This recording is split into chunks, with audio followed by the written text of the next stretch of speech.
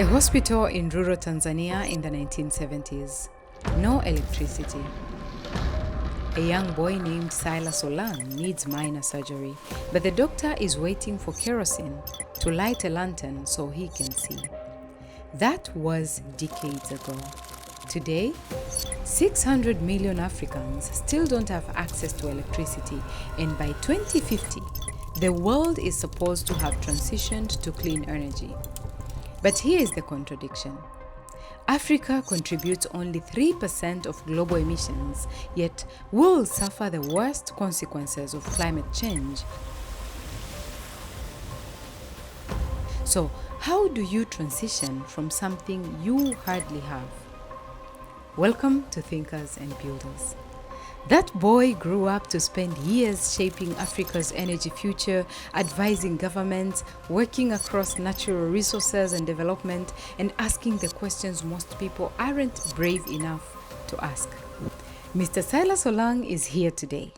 Karibu, Mr. Silas. Thank you very much. Thanks for having me. It's a pleasure. You are known as a thought leader on natural resources governance and energy transition. But before we get to that, what shaped you to take the path that you have taken? I grew up in a rural, very remote rural setup. And in the rural areas, the main source of energy was actually, I would call it traditional biomass. Traditional biomass in the sense that we're using firewood or fuel wood, they call it. We're using crop residues. We're using animal waste, like cow dung and whatever. Those were the main sources of energy. And I still recall very well the experiences we had. You cook in the house where we were actually living. And then all the smoke and all these things remain in the house. And then at night you sleep there. I wouldn't really like to see any African continue living in such a situation. And that was my passion, to see how things would change. Mm-hmm. In addition to that, my father was a miner. So again, connecting with mining, I grew up in a mining kind of community, and I could see how mining wasn't benefiting actually, the country. At my childhood, you can imagine when was that? When was that? That goes back to 60s. The situation hasn't changed much since then. If we talk about really benefits from mining, has not been quite significant. And even recent studies still, prove to that. Mm-hmm. So that gives me connection with the life we are living and mining not contributing. And now mining is the major factor for improving, clean energy technology. Mm-hmm. I connect with both.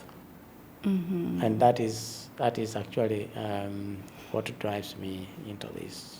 That's very deep. Currently, statistics are 600 million people live in energy poverty in Africa. You have experienced being part of that. Can you paint a picture of how you remember it to be? I was trying to play football then. I got injury on my leg. So I went to the hospital, and they had to do a minor surgery, kind of minor procedure. But it was evening. The health facility where I went to was in the village. Mm-hmm. To access kerosene, which was the main light that could be used for, in the hospital. So it was they call it latent lamp. If you run out of kerosene, you cannot do anything. So apparently I was delayed because there was no paraffin to light the latent lamp so that the doctor could actually undertake a procedure on me. That was 1975. So you can imagine a situation where even public facilities were not having, electricity. Don't talk about schools. The schools' electricity was a luxury, and even urban schools, there were no schools with electricity. And that has been a challenge even to date. Although access is, at least connectivity is increasing, but again, I remember at one point I mobilized, used computers from my friends outside the country, and I wanted to support one of the schools in my village so that they can create a computer class, orient, pupils into the modern technology world. It wasn't possible to install the computers because there was no power. There was no power. We thought of solar. There was no solar. And trying to install solar was damnly expensive. So we had to suspend that project for a while. Wow. Instead, we provided desks. That shows how access to energy really does steer development and growth, because if these students had access to those computers, they would have gained skills and knowledge that otherwise they don't get just by sitting on those desks. Actually, I don't think our classrooms were powered in primary school. I completed my primary school in early 2000s. I don't remember seeing any socket or seeing any lights. I suppose that must be the case in most countries in Africa. But to look at it, you have painted us a very good picture from your childhood and the experiences you have had with hospital, education, and these are the very basic services that we need. And this could be the case in most parts of Africa, since we know the statistics of energy access in the continent. But we also understand that though we do not have much access to electricity, our Western counterparts and the developed countries have enough access, and mostly they also tapped to the resources that we have to have the development that they have right now. And we know that that has contributed so much to extreme weather conditions. And statistics are showing us that since 1991, 79% of people who died in developing countries died from extreme weather conditions, while 97% have suffered from extreme weather conditions. Do you recall any experiences of extreme weather conditions and seeing people suffer as well? That will take me a little bit aback to put it into perspective. Why people are dying because of weather conditions? Energy transition is not a new phenomenon. There has been energy transitions since then. So looking back, the use of coal, the use of oil, and a little bit of gas, on top of the traditional biomass, actually generated a lot of greenhouse gas. So the greenhouse gas emission is the cause for climate change, because those gases are actually affecting the ozone layer, which again, is important for stabilizing, the weather. For that reason, we see floods, we see all, like droughts as it is now. We see unpredictable rain patterns and all these things. We see even areas where, there were no mosquitoes. Like in Tanzania, you go to Arusha, some part of Kilimanjaro in the mountain. They had no clue what mosquito is, but go there now, there are mosquitoes. So back to your question, that number is caused by the previous energy transitions that actually affected the climate. So the current energy transition is meant to decarbonize, so to take all that, not necessarily to take out all the previous accumulated carbon in the air, but at least to stop additional accumulation of carbon in the air, while also using some technology to reduce that. Reducing that and bringing back the temperature levels to the pre-industrial revolution, pre-use of coal, is what is driving the Paris Agreement. And those commitments are enforced through Paris Agreement. Now, if countries worldwide really honor their commitment to Paris Agreement, these sufferings that you were mentioning, which is a result of the climate change, will probably be reduced. So the numbers are staggering, but it's just because of the root cause has not been addressed. And we hope to see more of that. Mozambique has been in, experiencing this for quite some time. I think even recently. So we will see the number growing if the climate change is not really addressed. Out of what you have just highlighted, with all the transitions, we were in a space where we were making the best decision for that particular time.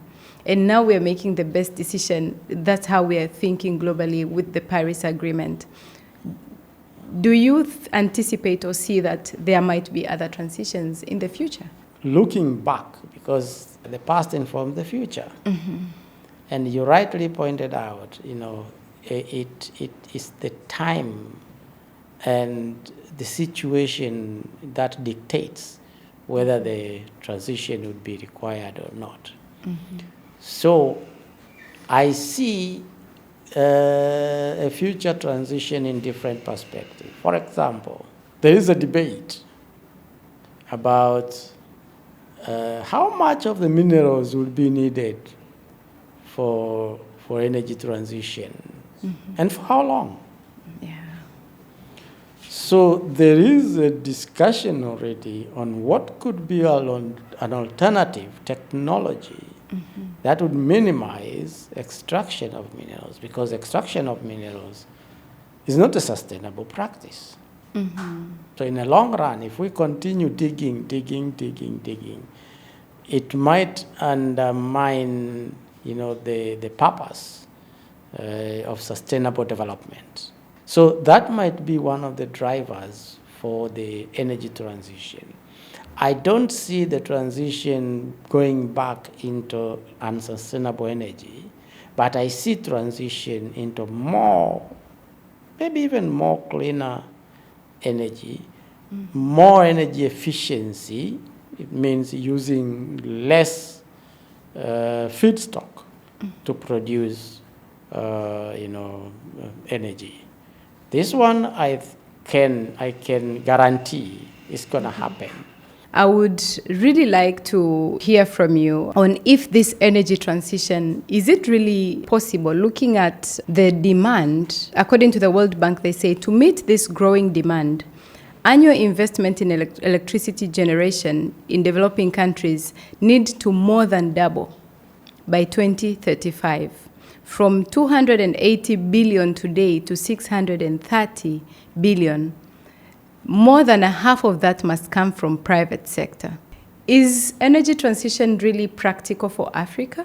There is a sense in which the whole notion of energy transition is being misconstrued or misunderstood. Let's take Tanzania. Look at the energy mix, the current energy mix. 61%, almost 70%, actually, is from renewable sources. So how do we say it is not possible? It is possible. Because we already 60%, in the transition. Kenya is much ahead when it comes to power mix. They generate more from thermal than any other country in the continent. So they are much ahead. Egypt, actually, large part of northern Africa countries have moved quite significantly in terms of access, in terms of renewable. The challenge, I think, for Africa is access, because you cannot talk about transition for someone who doesn't have access to energy. Transitioning from what? If we go down, not at a national level, not at a continental level, go down to a household. Because the transition doesn't have to be only national. And when we talk about just transition, we are talking about the process that is inclusive, right? Now, if you have over 50% of your population do not have energy, and you are transitioning, those guys are not transitioning. They are still stuck in the energy of the 1800 traditional biomass. So the big question here is, how do we make sure that these people who do not have access actually should have access to energy? That's the question now is, what kind of energy? Should they have access to unsustainable sources of energy? No. The best way, in my view, is to ensure that this part of the population that currently do not have access to energy, do have access to clean energy. Once they have access to clean energy and everyone has access to energy, then we should talk about those who had access to unsustainable energy, how should we help them to transition. So at the end, be it 2050 or 2060, depends on the transition path that each country and each continent is setting, then we will have all the population and all the economic systems using clean energy. But I'm saying this because it won't make economic sense to provide access to unsustainable sources or unsustainable energy for the 50-60% of the population that do not have access, and then later on undo in terms of cleaning, if I can call it a mess, in terms of cleaning the mess, then you have a bigger mess to clean than if you start providing clean one and you clean a smaller mess for those who had unsustainable access. So that is my model. It's easier said than done. So how do you provide clean energy for those who do not have access? Actually, the current policy and the regulatory framework is the most hindrance to the access. Why? Because the current... That is all over Africa. In many countries in Africa. Some countries are liberalizing their energy systems, so to speak. So in other countries, and I think even in Kenya, they are now doing that, and that's why they have advanced. They have something they call feed-in tariff. What is that? Feed-in tariff is that you allow individual or private companies, they could be individual, private, or companies, to generate electricity. And then they feed into the grid. So if you have a policy that said, okay, you are allowed to generate electricity, but it has to be clean. It has to be sustainable. Then feed into the grid. First of all, it will reduce the energy mix in the grid, so you have more cleaner so cleaner energy in the grid.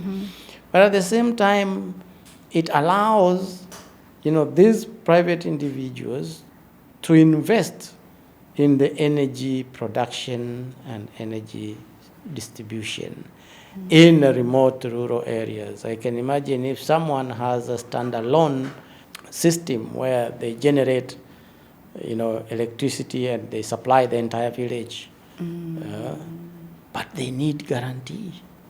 They cannot do that without a government guarantee because it is expensive. The villagers and communities cannot afford, so they need guarantee that we're going to produce this electricity this much. This would be the cost, right? These people cannot afford it. So what should we do? Somebody has to pay for the cost.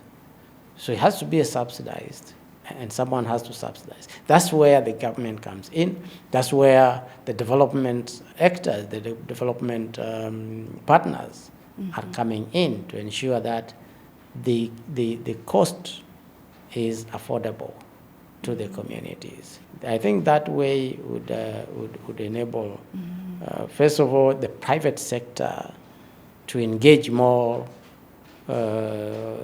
effectively, more actively in the energy, electricity generation, but also will attract investment in the sector. I think the report was more focused on. We were focused more on how to enable Africa minerals, to support,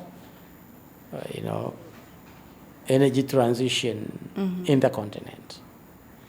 But we not only focused on, if you want your minerals to support energy transition in the continent, you have to add value rather than exporting them raw. Now, adding value in minerals requires significant investment. And if you talk about mineral value chain or just electric vehicle battery value chain, you need more than one type of minerals. So you'll need cobalt, you'll need lithium, you'll need manganese, and other minerals. No one country can actually develop a meaningful mineral value chain to a level that they can produce, a battery. That is where the coordination and cooperation among countries is required. Why is it important? One, it allows these countries to pool their resources together and have a significant stock, feedstock for the value addition facilities, refineries, smelters. They need economic quantity of the feedstock to operate. No investor would bring in money to invest in a smelter if the quantity doesn't make economic sense. So that is why we are saying if countries cooperate and coordinate, they will create economy of scale that would attract. Once there is economic scale, that becomes a lucrative business for private sector to come in. The continent recognizes that, and the world recognizes that. But the problem is making it happen. Yes. That is where the problem is. It needs collective effort. But it needs also building trust. You can only cooperate if you trust each other. So there are dynamics, domestic, political, economic dynamics that are at play. There are geopolitical dynamics that are also in play. And therefore the whole, the context is not, or the terrain is not that smooth. And Africa needs to navigate that terrain. The very first initiative in the continent, to jointly add value to the minerals was Zambia and DRC. Yes. They are all major mineral producers. The process has been slow, and there is no guarantee so far that probably they will move into joint value addition. I was reading somewhere, and it looks like Zambia is pursuing its own strategy, and DRC the same. So those are what I call, the local political economy are at play. But those local political economy are also influenced by the global geopolitics and geoeconomic strategies, because, to be honest, the developing world also need these minerals for their industrial growth. So much as they can have them raw, process them in their own countries, the better to them. But for the continent, adding value in the continent would be quite critical in terms of, if you add value in the continent, you can actually use the mineral product or components to develop solar in the continent, to manufacture batteries in the continent, and therefore you are actually on the energy transition path. So that is where the whole question of regional cooperation and the coordination is coming in. Otherwise, we will have to export our minerals raw, process them in China, US, or EU, and then import the products back to the country, damn near expensive.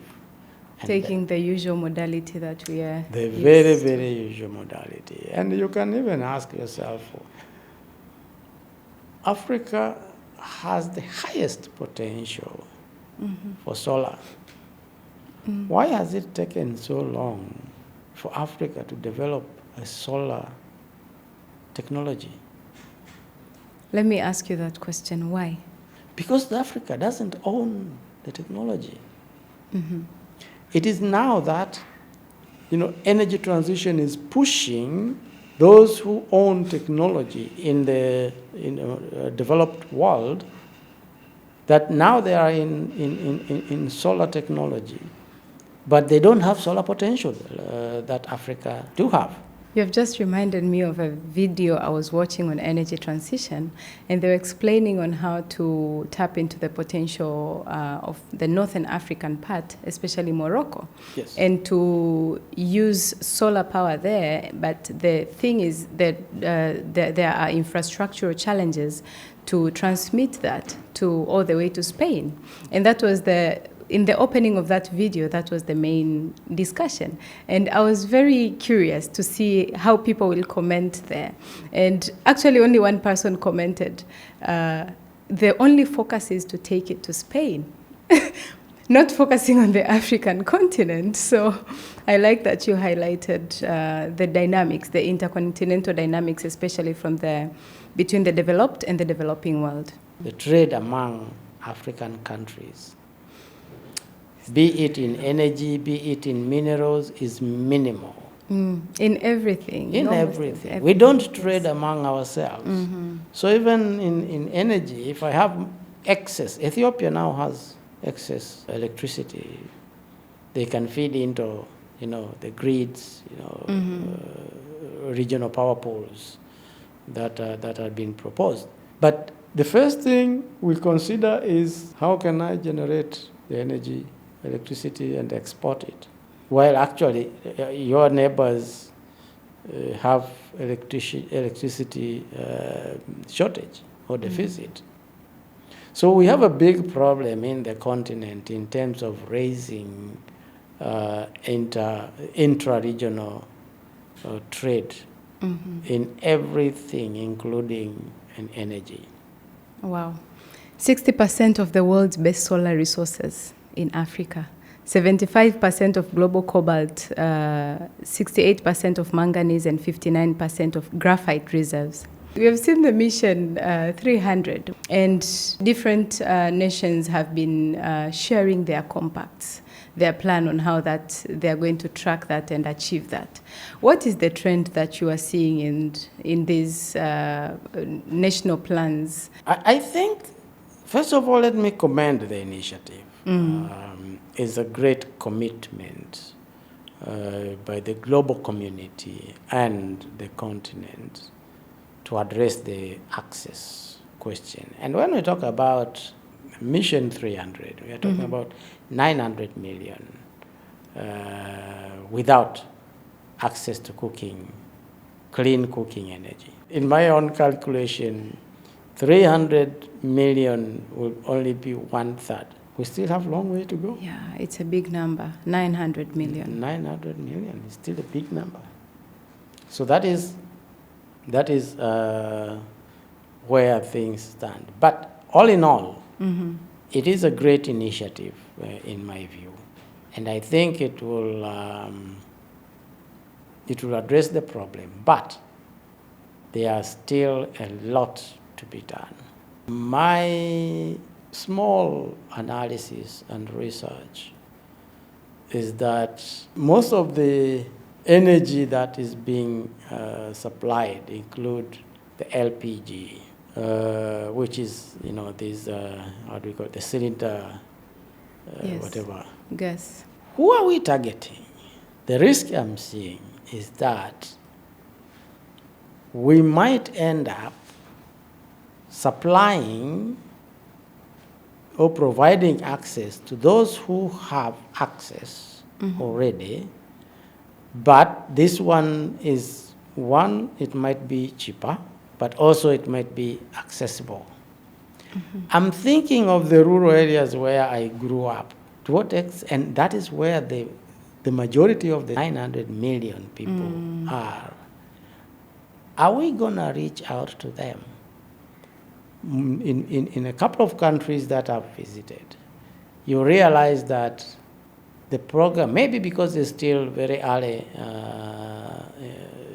since it was launched, but apparently it is reaching out to the peri-urban, mostly to the peri-urban, than deep in the remote rural areas. So if anything has to be done is to ensure, increasing rural penetration. Otherwise, it will end up being like, yes, if you take the number, like we have supplied cylinders to 300 million people, you go deep, you dig deeper into the figure, you find that these are the people who had already been connected to electricity before. But electricity was expensive. Using electricity for cooking is expensive. Those who have not been connected, and I'm not only talking about access, because there is the energy access uses a very broad definition. If you talk about energy connectivity, maybe the number is much higher than 600 million. Because access means if electricity, if the grid passes through your village or your setting, then you have access. You have access. But when you talk connectivity, actual households that are connected to the grid, the number is much bigger, much bigger. So there is still issue to be addressed there. So my only question is, to what extent this program is going to reach far remote rural setup. And by doing so, that is what most of the reports from NRGI say, that it should be just and people-centered. Yes. It has to be just, as I said, just transition. Is that the transition process has to be just, in a sense that has to be fair, has to be inclusive, and has to be equitable and affordable, of course. Equitability is also related to affordability, because if you provide access to energy with the same rate, regardless of income inequality, you're not being equitable. So yes, there is an access, but it's not equitable. I cannot afford, the entire cylinder, 23,000 for 15 kg. Someone can afford that. So I see innovations coming in, like, okay, we can supply you with 14 kg, cylinder, filled with LPG. Then you pay according to your use. You pay as you use. So you have 500, you can pay 500. You cook for a day, and then you wait for tomorrow, or maybe in the evening.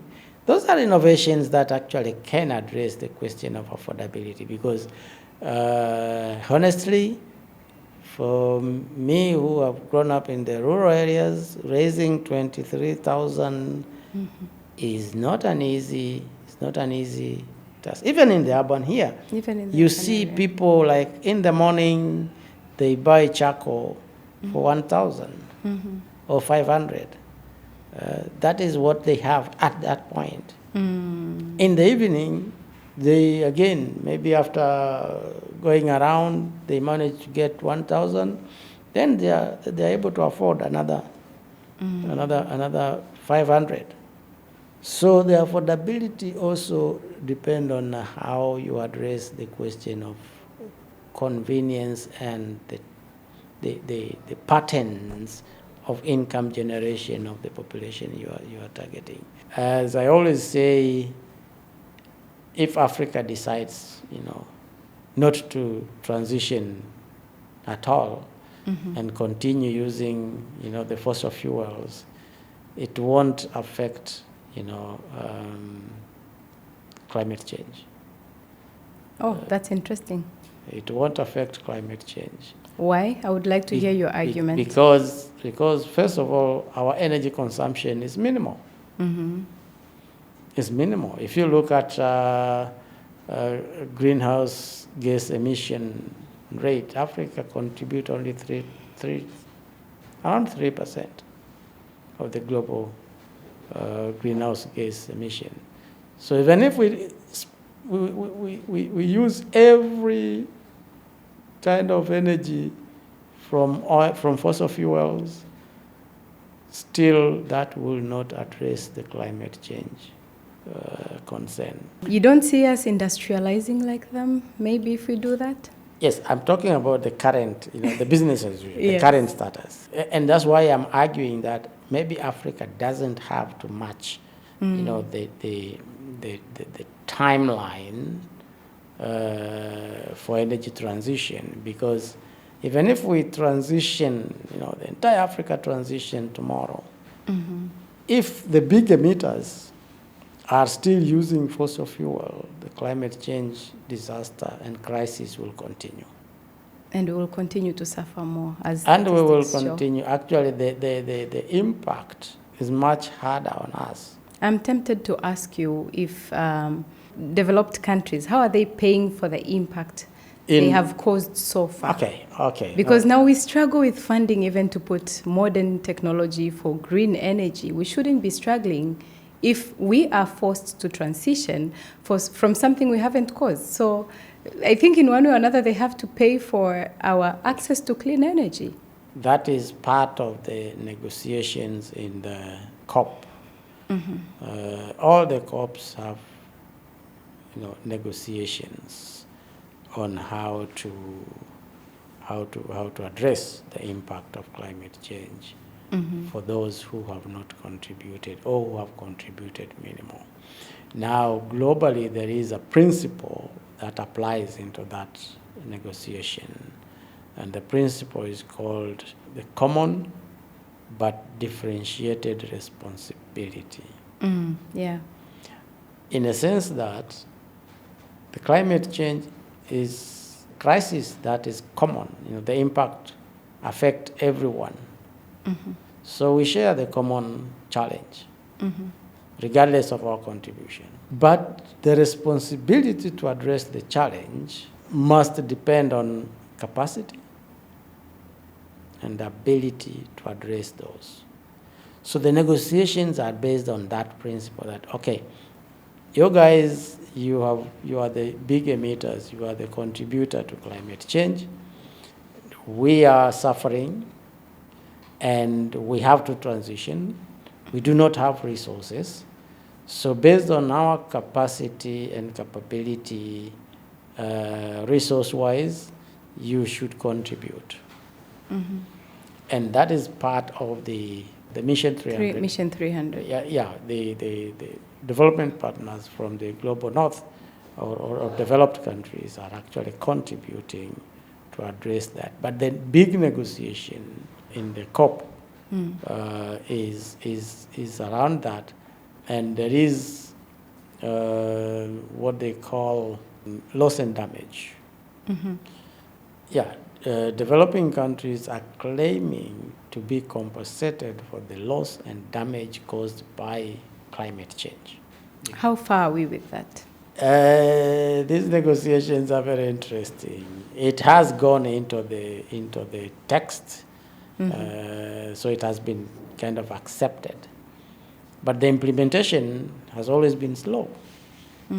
Sometimes back, I think in 2015, after the Paris Agreement, there was an agreement for developed countries to contribute, I think it was $100 billion every year. It didn't materialize. The contribution were less than that. Mm-hmm. So yes, commitments are there.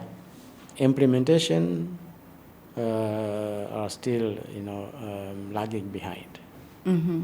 But okay. The frameworks are there for negotiation. The agenda has been tabled in the global climate negotiations, how to address, the impact that we have not caused, but the implementation is different thing.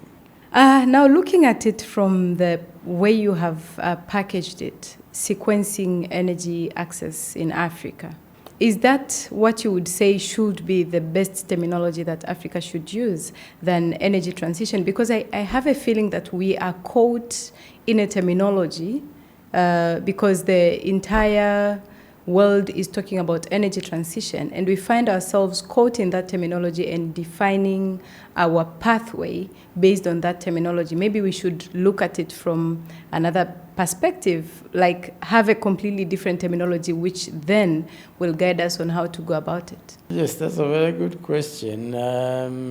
Takes me back to the applicable definition of energy transition. Mm-hmm.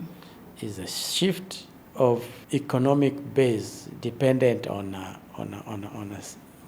certain, source of energy to the other. So we cannot avoid using the term energy transition. Mm-hmm. What we should adopt is that each and every transition is different. Mm-hmm. So again, we are talking about energy transitions and not energy transition. There are multiple transitions depending on the context. So Tanzanian energy transition should not be necessarily the same as Nigerian energy transition. Mm-hmm. Should not be the same as Moroccan energy transition. So we're talking about energy transitions. Mm-hmm. And the sequence now comes in. What is the pressing question? And for Africa, as I said, is we all share the fact that the world needs to transition. But what are the pressing needs in each context? In Africa, the pressing need is access. Mm-hmm. So that is why I'm saying, yes, we should prioritize access. But access within energy transition, and that is why I'm adding a word, access to clean. So it's not like we're running away from energy transition, but we can have our own energy transition, which is different from energy transition in developed countries where they have full access. The worst case is where, use the term energy transition as a blanket term to mean like Tanzania should transition in the same way as Germany, as US, that is not going to happen in the first place. And that is what underpins, many countries have now developed their energy transition plans, which not necessarily aligned to the Paris Agreement. So when other countries are talking about 2050, target, many countries, Ghana, for example, talks about 2060, 2070, Nigeria the same, because they are looking at their own context. They need to provide access, then they need to address the transition. So I would say the best terminology is energy transitions than energy transition.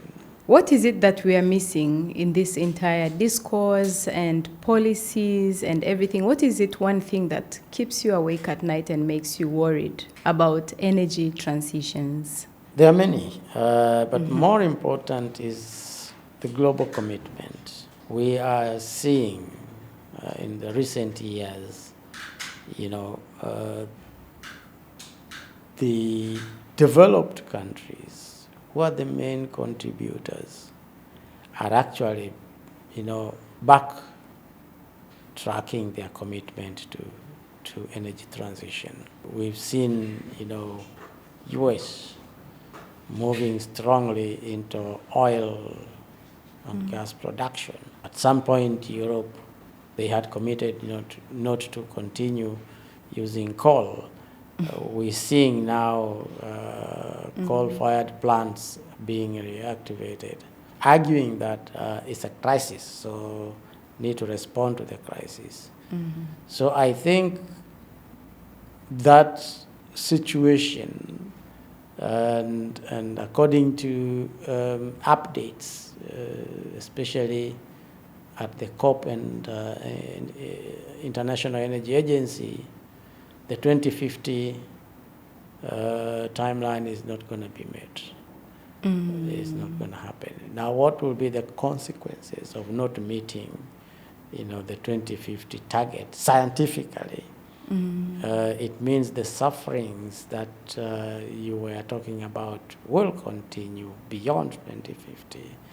And if nothing is seriously done from the African continent, the impact is going to be quite devastating.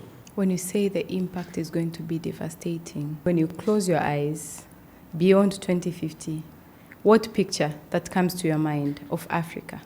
By 2050, 26, Africa will still suffer a lot of devastating consequences of climate change. As I said earlier, Africa cannot drive, climate change, cannot drive the mitigation for climate change. We can, address, the adaptation aspects, build some resilience, and that is where Africa should focus more. But it is a responsibility of industrialized countries to address the impact of climate change, because they are the big emitters. So if emission continues beyond 2050 in the same, like business as usual, then Africa would need a lot of resources to invest in adaptation. And if we do not achieve the commitments that are being made at a global level that will make it possible for us to reach our target by 2050, do you somehow have a feeling that the work that you have been doing and the team that is behind driving this discourse, do you feel like it would have gone for granted? I was looking at the World Economic Forum Energy Transition Index. Was very encouraged to see Nigeria has entered into among the top performers, top 100 performers. Okay, Nigeria was about 61, ranked 61, among 118, I think, countries. Wow. So Nigeria, Africa at least, had Nigeria leading. The index that measures, like policies that have been put in place, investment that have been put in place for energy transition and other aspects. So the trend is promising, even for Africa. But what I think is important is for countries to two things. One is that African countries and all other countries need to have a genuine commitment to energy transition. And two is to acknowledge that energy transition affects everyone regardless of their economic status. Developed and developing countries will still suffer the same. The only difference is that developed countries, are able to adapt because they have means to adapt. Developing countries do not have means to adapt. Third, I think let us stop hypocrisy globally. I think there is a lot of talk than really actioning. So it's kind of, I call it hypocrisy because we're talking one thing at a global level and we're doing different things with different excuses. At some point, developing countries finding excuses like this is a Western agenda, but the impact is at your doorstep. Developed countries are pushing for energy transition and committing resources to support energy transition in developing countries. They don't fulfill their commitment. So it's just hypocrisy on the table. And even in their own countries, sometimes they don't stick to the commitments. At some point, you spoke about it as being termed as a Western agenda. What is your opinion on that? Energy transition, in principle, is not a Western agenda, but it has been caused by Western industrialized country. So they are the cause, but the agenda for energy transition is a common agenda. So everyone has a role to play because everyone will suffer the consequences. Developing countries have their own responsibility. Developed countries have their own responsibility. So it's a question of, yes, your responsibility has to be significant because you are the cause and you have the means to address those impacts. I have a responsibility because I'm a victim. I have a role to play, but this is how much I can play. And everyone has to play that role and respect each one's ability to contribute to that. And also their responsibility should not come as aid or should not come as loan funding to us, because that way it will add more burden, will carry the burden more because of the consequences they have caused. That is, again, a big conversation. Climate change financing is a big debate. It can't be development aid or development assistance 100%, except for damage and loss. When damage and loss happens and based on the criteria, it has been assessed that it has been caused by climate change, then those people need to be compensated for the damage and for the loss. That one cannot be alone. But if you have to build, adaptation mechanisms to respond to the impacts, that one can be, financed from different sources, including the private sector, including the blended. energy access, it cannot be financed 100% by development because it's an economic activity. It has potential to generate profit, so attracting private sector into that is important. But there is an aspect that development finance is required, especially when it comes to issues about subsidy, which again falls largely on the public financing. So it's a national financial burden, and that again, increase the need for borrowing more money to finance, subsidized energy. So it's complex. What is one wish that you have that the future generations, your grandchildren, will not have to have a discussion about when it comes to energy access? I don't think, and I wouldn't wish to see my grandchildren debating about energy access, living the same kind of life I lived in terms of, accessing energy. So I would wish to see them talking about more energy efficiency than energy access. So innovation is key, and investing in innovation is important to see our grandchildren talking about what kind of energy, source is more efficient. What is the efficient way of using energy? And the efficiency should also go hand in hand with the cost.